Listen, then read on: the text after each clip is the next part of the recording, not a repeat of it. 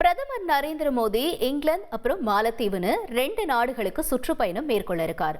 அதாவது ஜூலை 23 இருந்து 26 வரைக்கும் இங்கிலாந்து மாலத்தீவுகளுக்கு பிரதமர் மோடி சுற்றுப்பயணம் மேற்கொள்ள இருக்கிறதா தகவல்கள் வெளியாகியிருக்கு. இதுல பிரதமர் மாலத்தீவு பயணம் முக்கியத்துவம் வாய்ந்ததாக பார்க்கப்படுகிறது.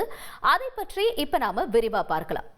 பிரதமர் மோடியின் பயணத்தின் முதல் கட்டமா ஜூலை 23 இருந்து 24 தேதிகள்ல இங்கிலாந்திற்கு செல்ற பிரதமர் மோடி அங்க வரலாற்று சிறப்புமிக்க இந்தியா இங்கிலாந்து சுதந்திர வர்த்தக ஒப்பந்தத்துல கையெழுத்திடுறாரு.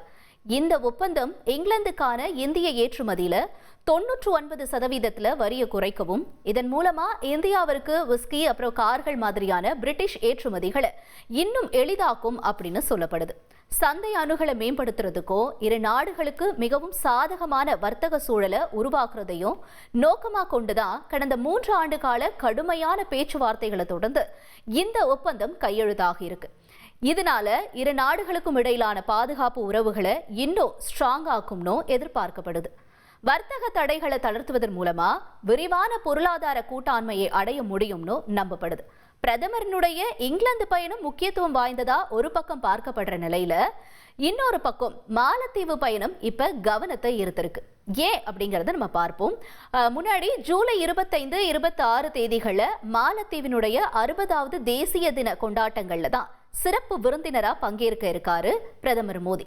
சார்க் அமைப்பிற்கு மாற்றா இந்தியாவை தனிமைப்படுத்த சீனா, பாகிஸ்தான் அப்புறம் வங்கதேசத்தோட இணைஞ்சு நடவடிக்கை எடுத்துட்டு வர நிலையில பிரதமர் மோடி சுதந்திர தின நிகழ்வுக்காக மாலத்தீவுக்கு போக இருக்கிறது முக்கியத்துவம் வாய்ந்ததா பார்க்கப்படுது. ஜனாதிபதி முகமது முய்ஸோட நிர்வாகத்தின் கீழே மாலத்தீவுக்கு பிரதமர் போற முதல் பயணம் இது அப்படின்னே சொல்லலாம். 2023 ஆண்டு தேர்தல்ல இந்தியாவுக்கு எதிரான பிரச்சாரத்தில் வெற்றி பெற்றதா பதவியேற்ற பிறகு முன்னாள் பிரதமராக இருந்த இப்ராஹிம் முகமது சோலியினுடைய இந்தியா முதலில், அதாவது இந்திய பெருங்கடல் பிராந்தியத்துல இந்தியாவிற்கு முன்னுரிமை அப்படிங்கிற கொள்கையை கைவிட்டுட்டு மாலத்தீவை சீனாவோட நெருக்கமா வழி நடத்தினாரு மாலத்தீவு பிரதமர் முகமது மொய்சு. இதனால இந்தியா மாலத்தீவு உறவுல விரிசல் ஏற்பட்டுச்சு அப்படின்னு தான் சொல்லணும். இந்தியாவிற்கும் மாலத்தீவிற்கும் இடையிலான வரலாற்று தொடர்பு பல நூற்றாண்டுகளுக்கு ரொம்பவே முந்தினது அப்படின்னு சொல்லலாம். ஆனா மாலத்தீவுல சீனாவினுடைய ஆதிக்கம் அதிகரிச்சுட்டு வர்றது கவலை அளிக்கக்கூடிய விஷயமா இந்தியா தரப்புல பார்க்கப்பட்டுச்சு. ஏன்னா சீனா தன்னோட சொந்த நலன்களுக்கு மாலத்தீவுக்கு சேவை செய்யுது. சீனாவினுடைய பொருளாதார ஈடுபாடும் சரி, பெரும்பாலும் கடன் நிதி அளிப்பால இயக்கப்படுறதுனால சீனாவினுடைய செல்வாக்கு மாலத்தீவுல அதிகரிச்சுட்டு வரதா சொல்லப்படுது.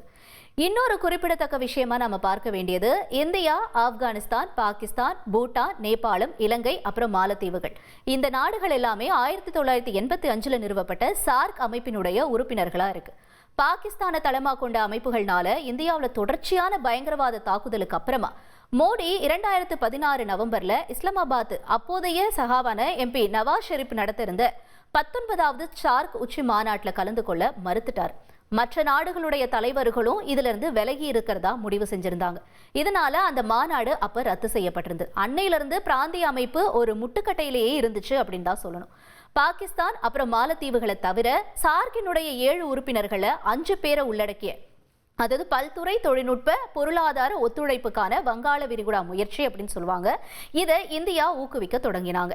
இந்திய பெருங்கடல் பகுதியில குறிப்பா இலங்கை, பாகிஸ்தான் அப்புறம் மாலத்தீவு மாதிரியான நாடுகள்ல சீனாவினுடைய வளர்ந்து வரும் இருப்பு குறித்து இந்தியா கவலையை தெரிவிச்சிருந்துச்சு. இந்த பகுதிகளில் சீனாவினுடைய கட்டுப்பாட்டில் இருக்கிற துறைமுகங்கள் அப்புறம் ராணுவ வசதிகளை உருவாக்குறது இந்தியாவினுடைய நலன்கள் அப்புறம் பிராந்திய பாதுகாப்புக்கு ஒரு சவாலாவே கருதப்பட்டுச்சு அப்படின்னு தான் சொல்லணும். இருந்தாலும் மாலத்தீவினுடைய வலுவான உறவுகளை உருவாக்குறதுக்கான தனது உறுதிப்பாட்டை இந்தியா தொடர்ந்து நிரூபிச்சுட்டே வந்துச்சு. விரிவான ஒத்துழைப்பு, பாதுகாப்பு, உள்கட்டமைப்பு மேம்பாடு அப்புறம் தினசரி அத்தியாவசிய ஆதரவு, இதுல எல்லாத்துலயுமே அதிகமா இந்தியா கவனம் செலுத்திட்டு தான் வந்துச்சு. இந்தியா வெளியேறு பிரச்சாரம் அப்புறம் சீன ஆதரவு கொள்கை, இந்த மாதிரியான சவால்கள் எஞ்சி இருந்தாலும் கூட மாலத்தீவனுடனான தனது உறவை எப்பவுமே பேன்றதுல இந்தியா உறுதியாகவே இருந்துச்சு அப்படின்னு தான் சொல்லணும். பிராந்தியத்தில் இருக்கிற எல்லாருக்குமே பாதுகாப்பு அப்புறம் வளர்ச்சியை உறுதி செய்யறதுக்கான சாகர் கொள்கையினுடைய ஒரு முக்கிய பகுதியாக தான் மாலத்தீவை இந்தியா பார்க்குது. இந்தியாவை பொறுத்த வரைக்கும் பயங்கரவாதம், ஆழ்கடல் கடற்கொள்ளை, போதைப் பொருள் கடத்தல், போதைப் பொருள் அப்புறம் பிற கடல்சார் குற்றங்களுக்கு எதிரான பாதுகாப்பினுடைய முதல் வரிசையா இருக்கிறது என்னவோ மாலத்தீவு தான். இதனால தான் ஆகஸ்ட் 2024 பிரதமர் ஷேக் ஹசீனாவினுடைய அரசாங்கத்துக்கு வீழ்ச்சிக்கு அப்புறமா டாக்காவுடனான இந்தியாவினோட உறவுகள் அழுத்தத்திற்கு உள்ளானதுனால முகமது யூனூஸ் தலைமையிலான வங்காளதேசத்தினுடைய இடைக்கால அரசாங்கம் சீனாவுடன் நெருக்கமா நகர்ந்தது மட்டுமில்லாம சார்க்கை மீண்டும் உயிர்ப்பிக்க பாகிஸ்தான் அப்புறம் பிற தெற்காசிய நாடுகளையும் அணுகுச்சு. இந்த நடவடிக்கையை இந்தியா ஒரு பாசிட்டிவா தான் பார்த்துச்சு. அடுத்தபடியா அக்டோபர் 2024 மறுபடியும் மாலே இந்தியா இடையான உறவு மரியாதை அப்புறம் பகிரங்கப்பட்ட நலன்களினுடைய அடிப்படையில் கட்டமைக்கப்பட்டுச்சு. மே மாச தொடக்கத்துல 100 மில்லியன் அதாவது MVR மானியத்தோட படகு சேவைகளை மேம்படுத்துறது, கடல்சார் இணைப்பை விரிவுபடுத்துறது, சமூக வாழ்வாதாரத்தை மேம்படுத்துறது, இந்த மாதிரி 13 புரிந்துணர்வு ஒப்பந்தங்களை கையெழுத்திட்டாங்க. இப்ப பிரதமர் மோடி மாலத்தீவுக்கு பயணம் செய்ய போறாரு அப்படிங்கிறதுனால இந்தியாவுக்கும் மாலத்தீவுக்கும் இடையிலான இந்த ராஜதந்திர உறவுகளை இன்னும் வலுப்படுத்த முடியும் அப்படின்னு எதிர்பார்க்கப்படுது.